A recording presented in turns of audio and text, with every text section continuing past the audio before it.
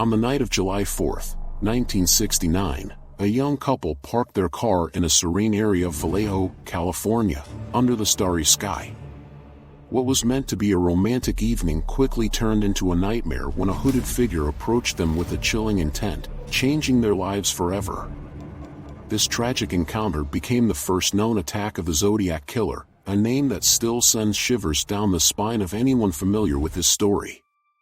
Over the next few years, as he taunted law enforcement and the public alike, a sinister legend was born, a figure who embodies fear, mystery, and the darkest edges of the human psyche.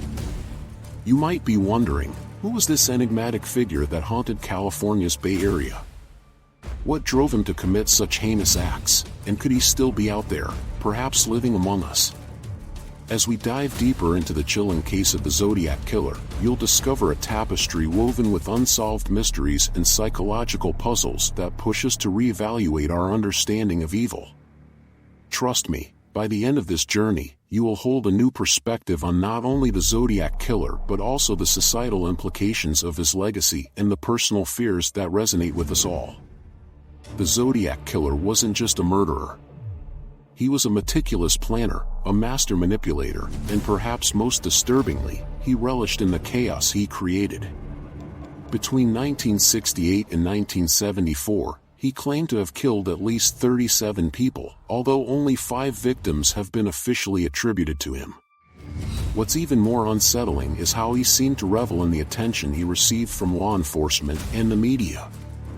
He sent cryptic letters to newspapers, taunting the police, ensuring that his deeds never faded from public memory. Each letter came laden with ciphers that challenged both amateur and professional cryptographers alike. And to think, this was not merely a serial killer's need for notoriety, it was a dangerous game of cat and mouse played at the expense of countless innocent lives. Here's something you didn't expect: the Zodiac Killer remains unidentified to this day, nearly 6 decades later. Unlike many cases where justice is eventually served, this chilling case forces us to confront our limitations and the reality that some monsters hide in plain sight. Law enforcement tirelessly pursued leads, interrogated suspects, and followed every possible trail, yet the killer eluded capture. What compels a person to evade law enforcement for so long? What darkness fuels such brazen cruelty? This mystery only deepens the blood-chilling intrigue surrounding the Zodiac. For those unfamiliar with the specifics, the Zodiac's first confirmed attack occurred in December 1968. High school students Betty Lou Jensen and David Faraday were shot and killed in a remote area near Vallejo. Their tragic murders set off alarm bells, leading the police to investigate a series of similar killings that seemed to plague the area. Then came the second attack. This time, a couple named Darlene Ferrin and Michael Mageau were shot in a parked car, yet astonishingly, Mageau survived to tell the tale. He provided essential details that painted a grim picture of their assailant, a man with a crew cut who wore dark clothing. But it wasn't until a decisive moment, the infamous letter sent to the San Francisco Chronicle, that the Zodiac's reign of terror truly began to take on a mythical quality. The letter, which started with "Dear Editor," contained not only a confession to the murders but also a tantalizing challenge for the newspapers. It was as if he were saying, "I'm one step ahead of you. Can you catch me?" He enclosed one of his ciphers, enticing the public and perhaps mocking the authorities. Unsurprisingly, the cryptogram grabbed the public's attention, leading to feverish attempts by amateur sleuths to crack its code. Though it took weeks, a schoolteacher and his wife succeeded in deciphering the Zodiac's message, which revealed a chilling insight into the killer's mind. He expressed a desire for fame and stated that he enjoyed killing, that it was like collecting trophies. Imagine the weight of these words. A high school teacher, sitting in their home, unraveling the thoughts of a cold-blooded murderer. It was the first time the Zodiac had spoken directly to the public, and the revelation simultaneously horrified and fascinated every reader. How could someone claim to enjoy murder? What drives such a distorted worldview? As the public's fascination grew, so too did fear across the Bay Area. The Zodiac's subsequent letters further fueled the hysteria, often filled with riddles and hints about his next moves. He was clearly taking liberties with the truth, vacillating between wanting to be caught and taking pride in his ability to outsmart the police. His greatest triumph came when a third murder was committed, a man and woman at Lake Berryessa. This attack would cement an image that many would come to associate with the Zodiac, the killer in the hooded costume. Witnesses reported that they had seen the Zodiac, wearing a hood with a symbol resembling a crosshair, approach them while they were out enjoying a lovely day. The fear must have been palpable.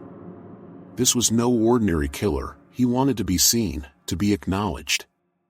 Survivors recognized the crazed intensity in his eyes, a chilling reflection of a person who had long since detached from normal human empathy.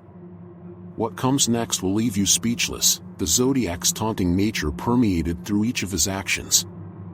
He even called into local police stations to further instill dread, and even when the cops got close, he always seemed to be just a step ahead. The psychological games he played with everyone, from the victims' families to law enforcement, were sickening, but they also reveal a deeper truth about human behavior.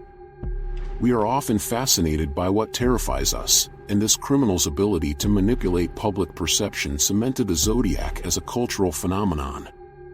Years passed with no solid leads, but the Zodiac Killer continued to serve as a dark beacon of infamy, attracting both amateur detectives and serious investigators alike. Did he have a master plan, or was he simply driven by primal instincts? By now, you may be asking, how did a killer achieve such notoriety while remaining anonymous? The troubling truth is that many fragments of evidence painted an incomplete picture. Every lead, from eyewitness accounts to potential suspects, only added to the complex narrative. The number of theories that arose during this time can only be described as staggering. Names like Arthur Lee Allen, a convicted child molester, echoed through police stations, but he was never definitively linked to the crimes. Yet the coincidences were eerie, the description matched, the timeline aligned, and even his supposed confession gave him an air of possible guilt. But without solid evidence or the Ahmadinejad-like audacity of a confession, he remained just another name added to an already convoluted case. Then there was the case of the ciphers, the Zodiac's chilling signature. While the killer sent 4 main letters, containing multiple key ciphers, it was his third cipher, known as Z340, that would perplex cryptographers for decades. It took amateur and professional sleuths nearly 51 years to solve it in late 2020, revealing yet more unsettling proclamations from the Zodiac. The message itself was ice-cold. It seemed to confirm what many already believed: he was hunting for prey, hiding in the obscurity of civilization. Could it be that the Zodiac Killer left us clues in plain sight, an echoing reminder that evil walks among us disguised as an everyday neighbor? When the Z340 was decoded, it changed nothing. The killer remained at large, continuing to haunt the nightmares of the entire nation. While some celebrated the deciphering as a significant achievement in the annals of criminal investigation, this accomplishment soon ushered in a wave of dread. The Zodiac had spoken, but what would his message portend? As the mysteries surrounding the Zodiac unfolded, his influence seeped into popular culture. Films, documentaries, and podcasts stepped in, painting the story in surreal hues and bloody strokes. What's often obscured amid this fascination, however, is the human cost, the lives lost, the families devastated. Even today, they bear the weight of that darkness. But why share such a tale of horror? Why devote hours to unraveling the enigma of one man's evil? Because understanding where we've been can help navigate where we're going. Analyzing the case of the Zodiac Killer forces us to confront our own fears. What makes us feel safe, and what are we willing to overlook for the sake of normalcy? Could the horrors of the past begin to repeat themselves if left untold?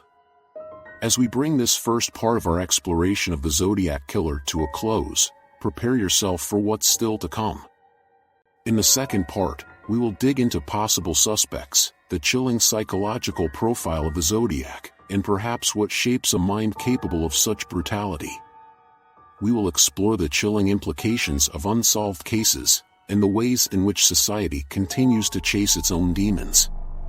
So, stay with us as we uncover more layers of this unsettling mystery. Trust me, the chilling layers of this narrative are only just beginning to be peeled back. As we prepare to delve into the complexities surrounding the Zodiac Killer, we must ask ourselves, what exactly compels an individual to commit such horrifying acts? Understanding the psychological profile of the Zodiac is pivotal in decoding not only his motives but also the chilling characteristics that allowed him to remain a ghost in the shadows of law enforcement. Psychologists have long studied the traits typical of serial killers, often identifying a mix of sociopathy, narcissism, and a profound sense of superiority over others. In the case of the Zodiac, these elements seem to blend seamlessly with a sadistic desire for power. He took particular pleasure in instilling fear, not just in his victims but in a community, a city, an entire state. The chilling way he escalated his crimes and began to taunt the police and the media is emblematic of someone who reveled in chaos. This sense of control, the thrill of the hunt, set him apart as one of history's most notorious killers. The psychological theories surrounding the Zodiac Killer have produced several notable suspects, with many investigators fixating on individuals who exhibited troubling behaviors or criminal backgrounds. Arthur Lee Allen, for instance, became a focal point for those hoping to link a name to the monster. His history as a convicted child molester and a known sociopath made him a prime candidate for speculation.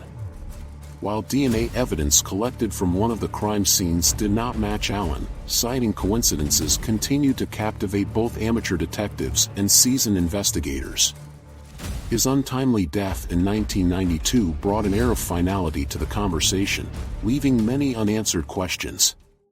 Another name tossed into the ring is that of Zodiac's self-proclaimed rival, an individual who corresponded with the police and claimed to have insight into the killer's identity.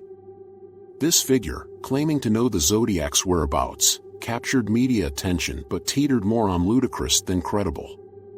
Such speculation, while intriguing, often serves to manipulate the fears of the public, turning the killer into a figure of urban legend, rather than a flesh and blood monster. In addition to Allen, names like Robert Graysmith, an investigative journalist, contributed to the extensive folklore surrounding the Zodiac. His books and documentaries further fueled popular fascination and fear. Graysmith offered countless theories and a persuasive narrative, which, despite being contested by many law enforcement officials, captured the public's imagination. In the realm of true crime, speculation about the Zodiac became a form of entertainment, despite the profound tragedy that underlay each account. This blend of horror and fascination illustrates our complex relationship with evil. But what of the survivors?